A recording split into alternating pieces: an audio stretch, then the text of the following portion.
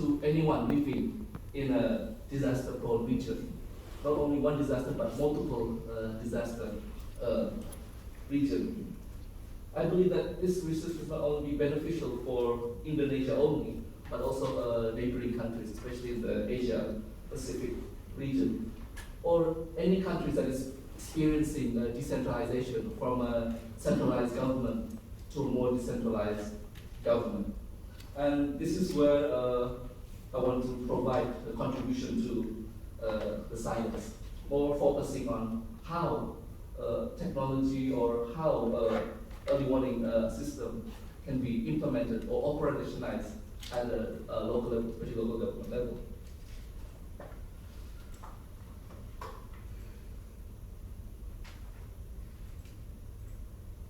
So today this is the agenda of my presentation. I will be explaining one by one these key points, starting from the key definitions. When we talk about early warning, the layman's term is usually, people think it's like a technical process, a technical word where technology is giving them the information. Some scientists say, Ian Kaufman say that it's a technical process. Other religions say that it's a social process where early warning system is information modifying behavior to respond to a specific information. Whereas in here I try to put early warning like more on a political context, looking how the local governments role in this.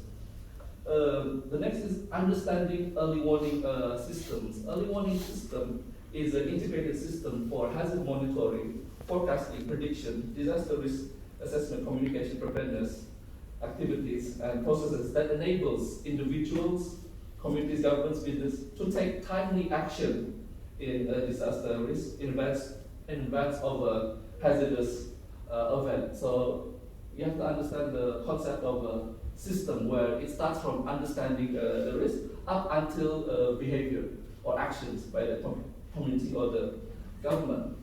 And this definition has also evolved to now the concept of a multi-hazard early warning system. At the start, it was focusing on single hazard. Now there's a definition since 2017, UNSDI, about what is a multi-hazard early warning system, where a multi-hazard early warning system addresses several hazards or impacts of similar type context where hazardous events may occur alone, simultaneously, cascading over time, and take into account potential interrelated effects. As you can see, I like to show one of the schemes of early warning system. This is a project between the Indonesian government and the German government. The German-Indonesia tsunami early warning system.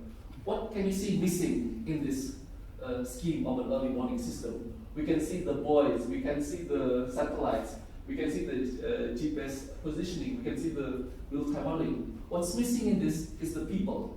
What's missing in this is the governance or the regulation. And this is something that I like to more explore in my research, in really trying to understand what is a multi-hazard early warning system.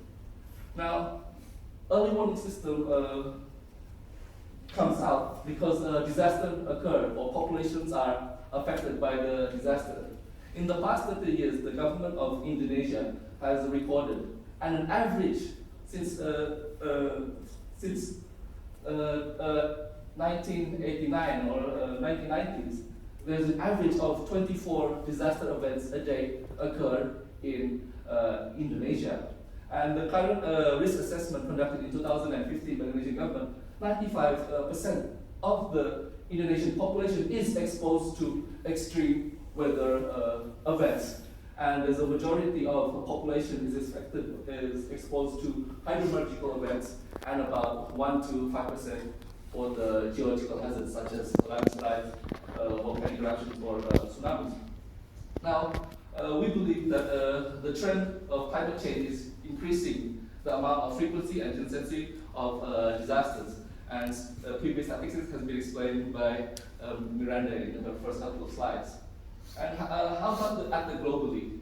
Well, it's estimated that about 45% of the population has been affected which is 2 billion people, or 1 in 3 person in the globe affected by floods. So we see that there is a big significance to try to reduce the amount of people deaths and injured. Now, has early warning system been successful? The recent case, or the concrete case of how early warning is successful, is that the 2019 cyclone Fani, which hit India. It was a category 5 cyclone, tropical cyclone, and over 1 million people evacuated, which only caused 12 people casualties. Whereas if we look 20 years ago, the super cyclone Cat 5 in the same region killed 50,000 people. So we can see that there has been huge advancement of early warning system in the past 20 years. And that's why we believe that providing early warning system for multi-hazard becomes more important, because cyclones is not just one single hazard event, but it creates storm surges, it's heavy rain, it's landslides, it's flooding, and other events. Through the number of disasters occurring, early warning system is also evolving. From the start, from the Weather Meteorology Agency, from the 60s, basically it started off with weather forecast, just providing what will happen, what weather will happen, sunny or raining. And then it attributes more into the 80s, trying to find what are the thresholds or criteria of early warning and what are the actions. And then it moved to the impact phase, considering what is the impact of a certain hazard that might occur, and finally about the risk-based warnings, which is going to be developed for the future. Now, what the problems that I've seen, and how did that translate into my research question, and what I want to dig deeper? I believe that early warning system is highly centralized in Indonesia and also in other countries, and it's usually dominated by a single hazard approach. We always see the tsunami hazard early warning, very strong, robust system, but at the national level. Therefore, I want to see how to create a multi-hazard early warning system in Indonesia within its current context, how to unify it, the multiples. And then second, I see that the problem in Indonesia is currently initiated to develop a multi-hazard early warning system since 2016. However, I still feel that it is a top-down approach with minimum involvement of local government stakeholders. So I want to ask, what was the urgency of a multi-hazard early warning system, and how does it constitute? What is the architecture, or what does it look like? Then I see how, at the international level, my third point is how that there has been an evolution of early warning systems at a global level, and I want to see how has the multi-hazard early warning system evolved from a forecast-based to a risk-based, and especially in the Indonesian context. The next problem I see is when we are at the sub-national level, the needs of the local government to establish and to operationalize the multi-hazard early warning system is to empower the communities and to save lives.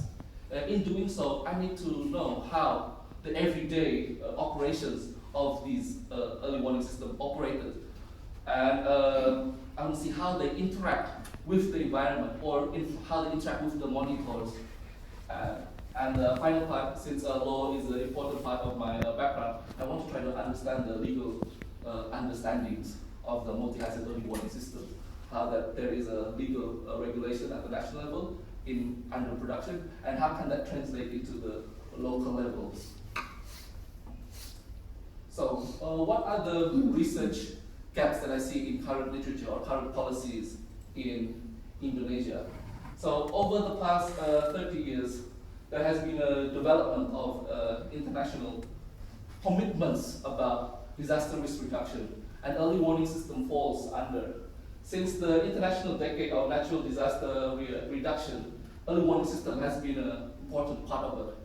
Within the first initial decades, before 2004, most of the early warning system focuses on the technological aspects of early warning system, and they do research about the sensors, the GPS, the technology, the infrastructure, but only focusing on the technology, how fast it is, how fast it can spread out, or how to detect certain hazards with technology.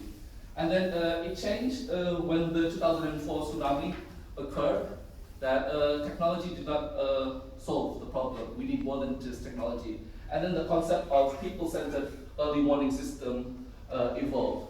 So this came out from 3 consecutive early warning conferences, and the final one was in 2006, conducted in Bonn, where they made a checklist of a people-centered early warning system.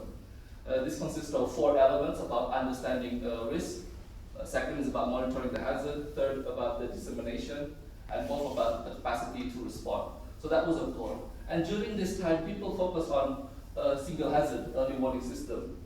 And in 2005, the Higher framework said that early warning system is the second priority in its framework to have an effective early warning system. But then things changed in 2015 after developments occurred in science, whereas in others in the works. First is the Sendai framework for action for disaster risk reduction in Japan, and also the Sustainable Development Goals. In the Sendai, this has been adopted by about 190 countries, and one of the targets is providing the availability of multi-hazard early warning systems in the world. A year after this has been created or launched, about 80 countries stated in the readiness report that they have available multi-hazard early warning system. But if we look at the literature, how many people write about that? In 2012, we have 5 countries that try to write about the multi-hazard early warning system at the national level. We have USA, Japan, China, Cuba, and those countries. Whereas other countries do research about multi-hazard early warning system, but only focusing on the coastal level. For example, Indonesia, Sri Lanka, Maldives, and the Philippines. So those are the current developments. And then since the early warning system becomes very important at the international level, they made the national, the WHO made the checklist for the multi-hazard early warning system in 2008. So there has been a push by the international community, and these are the stakeholders who are focused in the multi-hazard. This is the international network for multi-hazard early warning system. And in the past, I worked with the International Federation for the Red Cross during the earthquake in Yogyakarta. Last year, I was awarded the Young Scientist Award for IRDR, and also I was funded by the International Science Council to do a conference in Japan about my research last year. So that's why I'm very passionate with this topic, because I'm building my networks. Now, how does this translate in Indonesia? I believe that early warning system has been discussed in Indonesia since the colonial times. Indonesia has recorded in their datasets the disaster that occurred since 1815, the eruption of Mount Tambora eruptions. But I have not seen any specific policies related to early warnings after that. The first time that I see that there is a specific relationship between a warning, a disaster event and a warning, was with the Teluk eruption in East Java. 5,000 people died, and then the colonial government believed that they need to build a volcano monitoring post. So you can see Indonesia also adopt the single hazard approach. The next trigger to build an early warning system was in 1997, the forest fire in MHEWS, which not only affected Indonesia, but also neighboring countries, Malaysia and Singapore. And the national government also said, we need to monitor this. So they made the monitoring of the air quality and the hotspots in 1997, and this is written in regulation. And then finally in 2004, the tsunami, and then the Indonesian government, with the support of the German government, made the tsunami early warning system. So anything post-2015, people still talk about single hazard early warning system. After the rise of multiple hazards, Indonesia starts to think about how to develop the multiple hazard early warning system. First was with the MAGMA, is a multi-platform geological hazard monitoring system, which is made by one agency. And another, in 2016, was a multi-hazard early warning system for hydrometrical hazards, your landslides, your floods, and extreme weather events, droughts. So this is the development at the national level. So my research will try to contribute to the next 25 years in Indonesia. What would be a unified early warning system? How can we celebrate the 100 years of independence with a unified and effective early warning system? That's how I want to contribute to my country and to science. As you can see, this is the current platforms that they have, and this is all operated from the national level with some feeding or some inputs. From the above one is by the National Disaster Management Agency, and the below map is the for geological hazards like volcano eruptions, landslides, and earthquake. So I tried to see the discourse analysis in Indonesia about early warning system. After scanning through 120 articles from Scopus and looking at the terms early warnings and Indonesia, I tried to find what are the clusters or what are the researchers writing about early warnings in Indonesia. So first, the blue area, you have a cluster of research writing about tsunamis and early warning systems, about the concepts about coastal areas. And then on the other hand, you have a strong focus on research about the sensors and the measurements of flood early warning systems. And then on the other hand, you have the green aspect of the cluster about the volcano eruption or the involvement of the community or disaster risk reduction. So those are the major spread of research from the discourse analysis. And I can see that there is a minimal strength or literature related to the role of the local governments, mainly focusing on the national level or focusing on the technological side. So how am I going to build upon a previous framework? So I believe that disaster risk management is an ecosystem, and this is part of institutional studies. I believe that from the readings, I want to build upon institutions at a broader scale. So the whole concept of institutions is that it's just regulations and policies and organization, whereas I believe that institution goes beyond that, also with management behavior.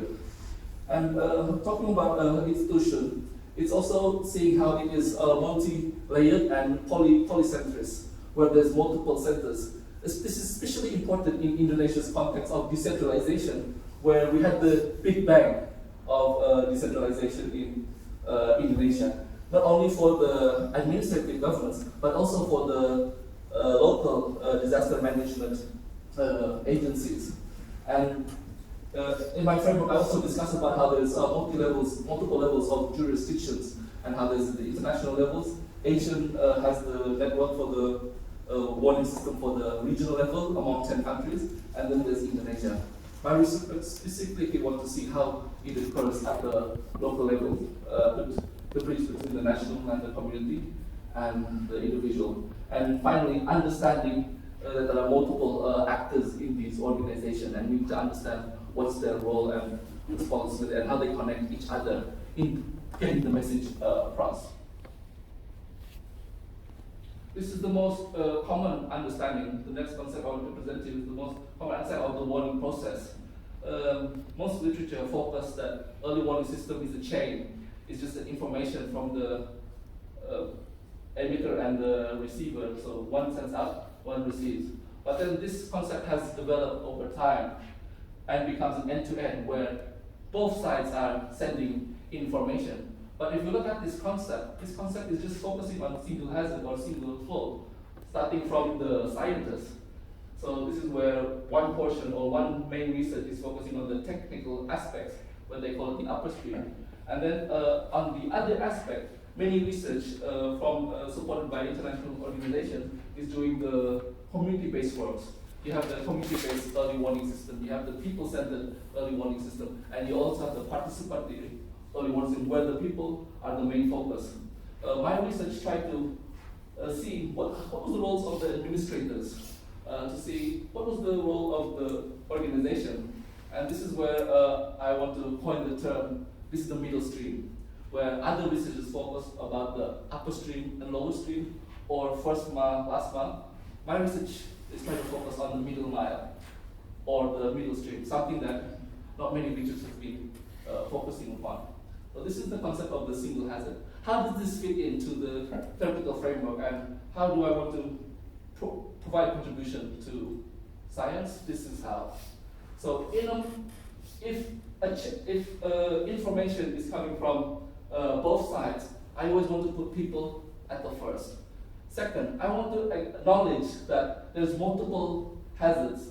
So I linked up each individual person or people in the middle or communities with specific hazards around them. In this framework, I acknowledge about the disaster risk management ecosystem and also the actors interplay, how institution theory becomes important, and also the context of governance, and looking at the various levels. Now, this section I'll go to my research method. So this is a mixed method approach with a strong emphasis on the qualitative aspects. And the quantitative aspects I use just a minimal amount. And the location of my research, at the start, there was three options I could do the research in, based on three major disasters that occurred in Indonesia last year. The first option was in Palu, central Sulawesi, where earthquake caused a tsunami, there was a submarine landslide, and a liquefaction in that location. The second option was in the Krakatau region, where there's a volcanic eruption that caused a tsunami event in the region. And the final region option was Bali and Lombok, where there was a volcano eruptions and earthquakes and floods.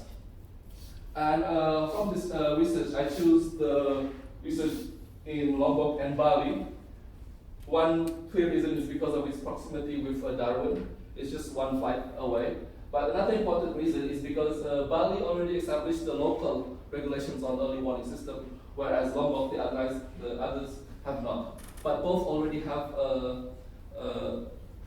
emergency operation center, so we can analyze how people interact with the computers, how people interact with the physical environment through monitoring the multiple hazards. So I have a mixed methodology. I have three main methods for data collection. First, I will do key informant interviews or interviews at the national level with 17 government organizations with focus on the technical aspects of early warning system and national disaster management agency. And I will also interview 7 local government organizations. I will do a focus group discussions with NGOs which are concerned about early warning system or how they receive early warning system and how they spread to their partners in the village. And finally, I will do an observation in the emergency operation post in Bali and in Lombok to see what is their daily lives, which I will be planning to be from 1 week to 1 month, positioned doing observations in the location and see their everyday lives and how the shifts and how they operate in each shifts, morning, afternoon, and night shifts. For my data analysis, I believe that thematic analysis is suitable to do research in disaster. So just getting information and themes from the interviews without having strict categories before going in. Social network analysis I will use to measure the relation, first the population of the early warning system, each nodes or each actors and how they link up. Also test the strengths and the flow of information going in and out. There is also the centrality of how central is each hub or each actor within the early warning network. Then I will discuss more about the using a legal plurality analysis, because I believe that in early warning system you have multiple regulations and laws about early warning, and each department has a different, and also in the operation in the community. And finally, the description is digging really deep into the operation of the daily lives and recording it for what happens on a daily basis.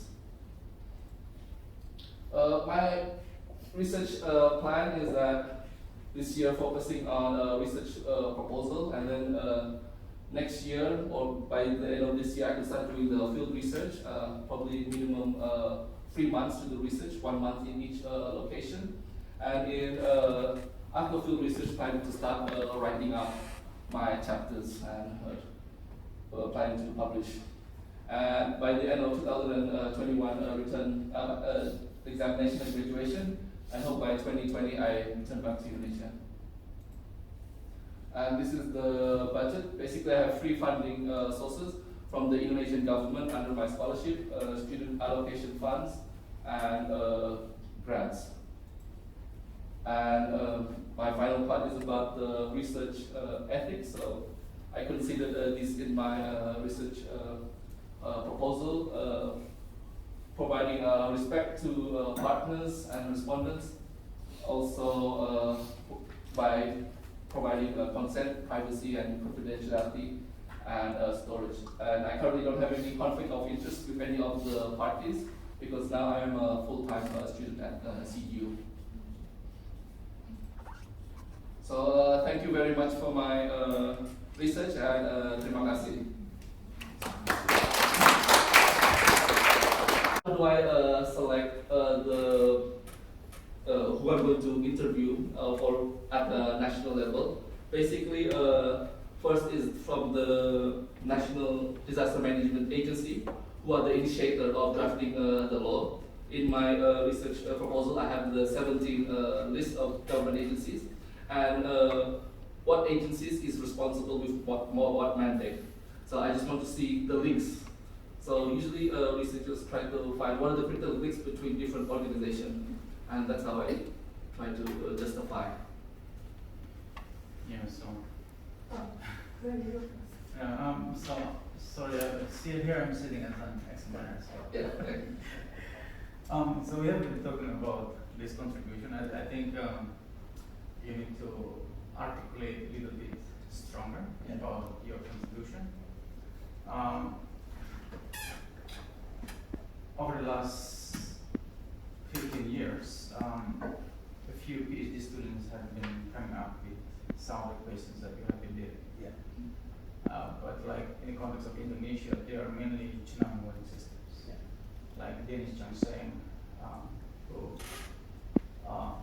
with UNU back in time, now is with the UNESCO early warning systems. Dennis provides some institutional office view at the national level for tsunami warning systems. The problem with Indonesia is, and probably the perception of the world about Indonesia is, even after 15 years, Indonesia hasn't come up with a solid legal framework for tsunami warning systems. So it's kind of informal system operating in formal systems. Like formal, yes, I mean it's informal but operating in a very formal system. So people think like there is regulation, but in fact there is no solid regulation. At the moment, since global push is kind of pushing the country into unified multi-hazard early warning systems, and at the same time they have to operate at decentralized context, the challenges is actually huge. And this is not only a challenge for Indonesia, but it's also a challenge for many countries around the world.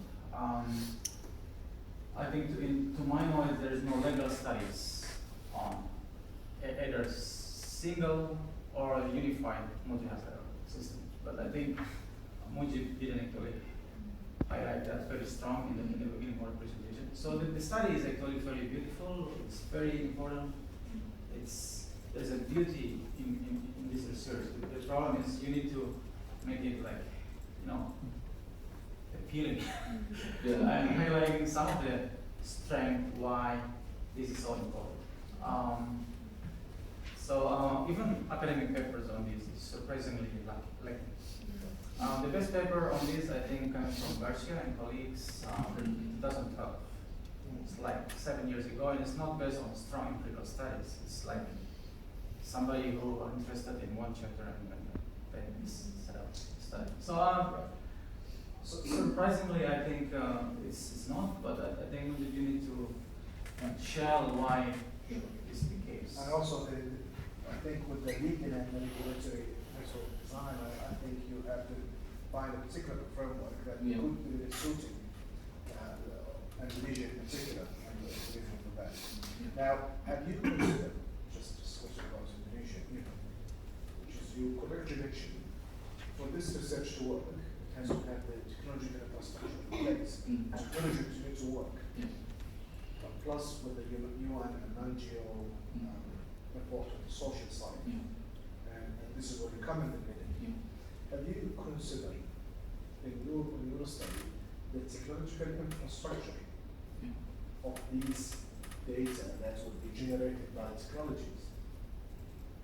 Yeah. So each hazard, the government already has access information to it, so it's already there, and So it's established. it's already established.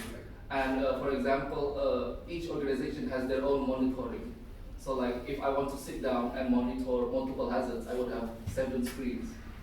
The government has tried to introduce using application to NGOs, and to responders, and to the community application, but it's also limited and not multiple. So one application, probably just waiting for the tsunami to occur, you need another application. So the technical infrastructure in Indonesia already available, providing the information. So just how does that operationalize at the local level, and how does it reach to the community? That's My last comment is around the risk-based assessment. the one. Risk-based Yeah, yeah. approach of management. Yeah. Which method you would be using for risk management? The risk management. Yeah. So Indonesia uses the risk. They already have the guidelines, so I'm using what government guidelines uses to identify the risk, and they produce every 5 years. So my research, this one used the 2050, and the government will have a 2020 risk assessment report. So probably next year there will be the finalized one for my research. Some questions. Yeah, I was a bit like you. I wasn't really sure what you talk about to these 17 people, ministers and all that, and also the NGO people. So we are hoping to get out of it. So if you wanna like assess the effectiveness or something, so you need some definition and something they all fill out. Like some structured questionnaire or something. Yeah. And then for some reason, I think they might all say similar stuff. I'm not sure, but what I really think it's missing, or it might be beyond the scope of it, like you talk about people, but for me, effectiveness can only be measured at the very local level, so like the people who live there who are affected. I want to actually have time to talk to people as well who, like you said, you spend 1 month in each location, and you only talk to really, like, I don't know, 30 people, so why not at least in one location talk to people, like say even Bali, just another month of field research.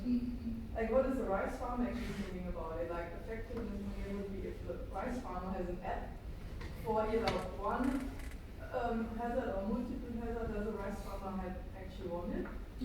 Like really ask the people who are most affected and not NGOs, they're all, I don't know, could be all biased. I'm not sure, you might get similar answers, but then Bali you also have the tourism.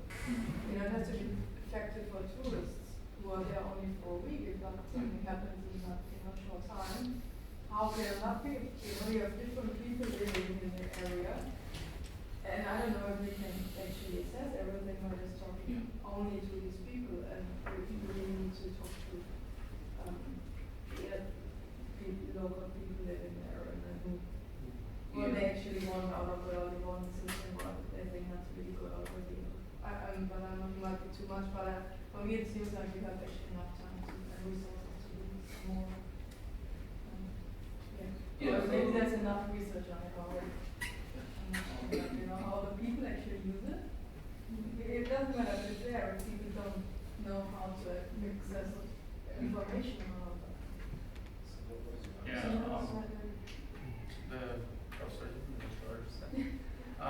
So we, one of the, like the technical description there is like we use, Mujiburrahman use kind of cliffhangers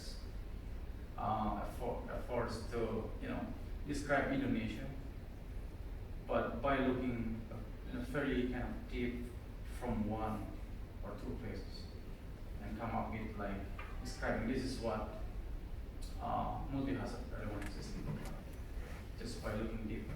So actually, you're right. He has time to talk with the communities. I think there are possibilities because I actually pushed him a little bit to think about using a little bit like MIT colleagues who did like human-computer interaction in the disaster management centers, LOPs, and how these people think about risk, how these people think about people, you know, like being like observant, sitting there like 2-3 weeks, listening to what they concern on everyday life, and coming up with like more like strategic thinking and probably finding times to talk with the communities on how they think about the systems. I think at the moment many people they have been doing on community-based early warning systems, like talking to communities. The middle, yeah. So he identified one of the graph, I think, here, yeah. So in the missing middle is something that people don't actually look at as well. So talking to administrators on everyday life is also important. I think what we anticipate is, since legal framework is not clear at the national level, so that's at middle. But they are connected to me, so I think ideally you will actually compare the admin part with the general public part, that they match the public needs. I think there is still a value. There is a merit to talk to communities as well.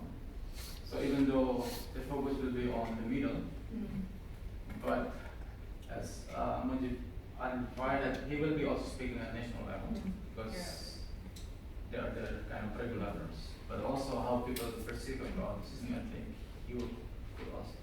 Or if you don't want to talk to the people themselves, but at least maybe from different industries like farmer associations, looking into something like this, or tourism industries, how big hotels manage all that stuff. I think in Bali, I have been a little bit advanced. So Germany initiated tsunami warning system back in 2008. I think Bali is the only place where the reception of the local governments towards this kind of problems of how tourism sector can respond. So this is like an interesting case because some degree the tourism are prepared for kind of tsunamis, but they are not well prepared when it comes to volcanoes. And then floodings as well, landslide in countries. So the interesting part is how this district and provincial early warning centers are kind of devising ways to address that. But I think a legitimate point. We try to push into what's in the middle, but I think there is a field to think about. Yeah, probably the intersection between the middle and this is usually the volunteers, the NGOs. They usually take people from the community. That's why in the focus group discussions, I will be with volunteers and the NGO partners to see how the national NGOs try to funnel down the information to the volunteers. Usually the volunteers have like specific tasks that they have, like from 30, probably 5 of them had the task from the NGO to monitor. Maybe I'm just like to make that clear about how policy implications and how that actually helps the local communities.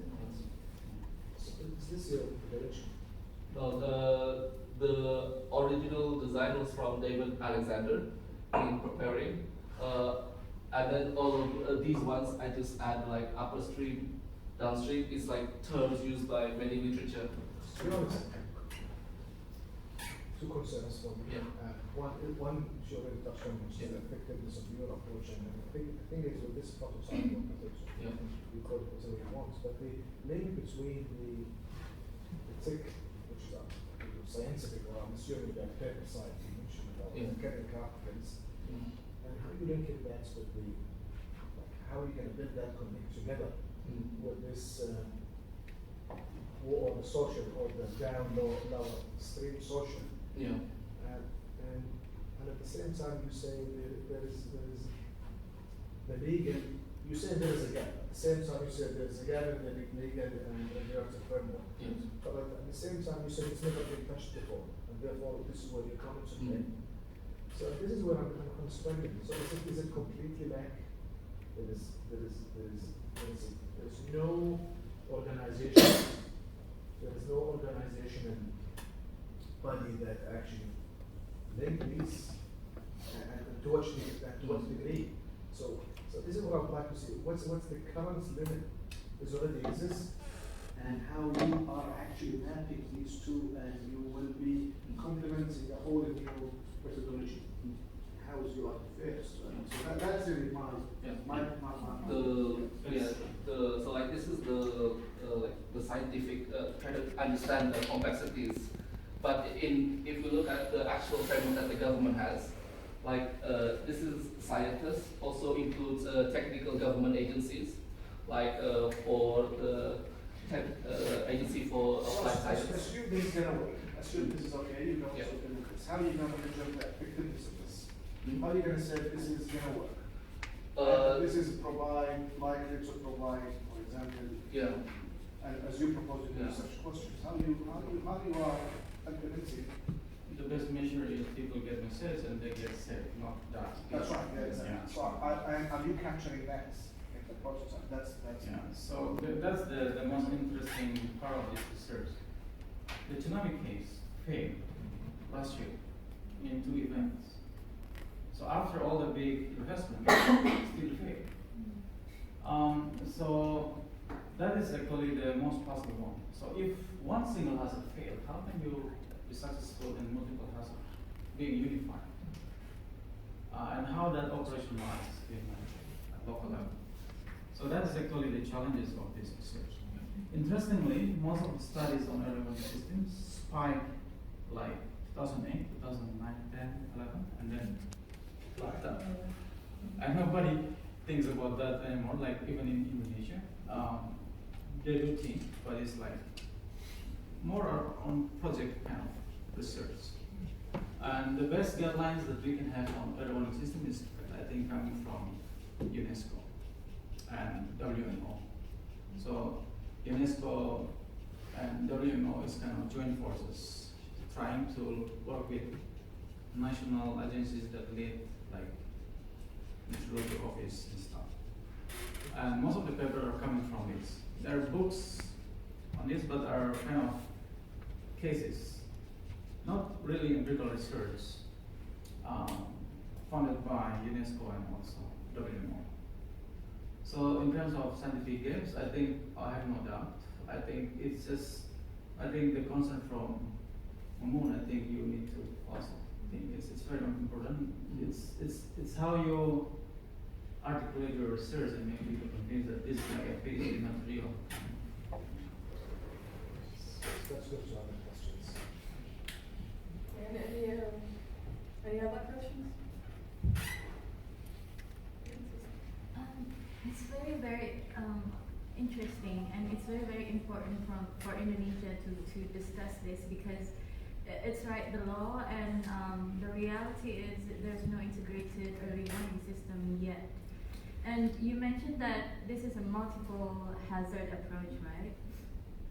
What's interesting is that usually in Indonesia, disaster, you consider a disaster is most probably the big ones, tsunamis, flooding, the one that have a lot of casualty. But in your next slide, you mentioned also drought. That is actually my where it's very interesting, because in Indonesia, drought is considered slow onset disaster, and people usually do overlook that, because the people suffering is the farmers, and you don't see them dying suddenly. What I guess is that for your research design, when you pick Bali and you pick Lombok, have you ever considered to also look at Kupang, where they usually annually have drought? And what I know is their early warning system for drought is only the rate of precipitation. So if it Days without rain.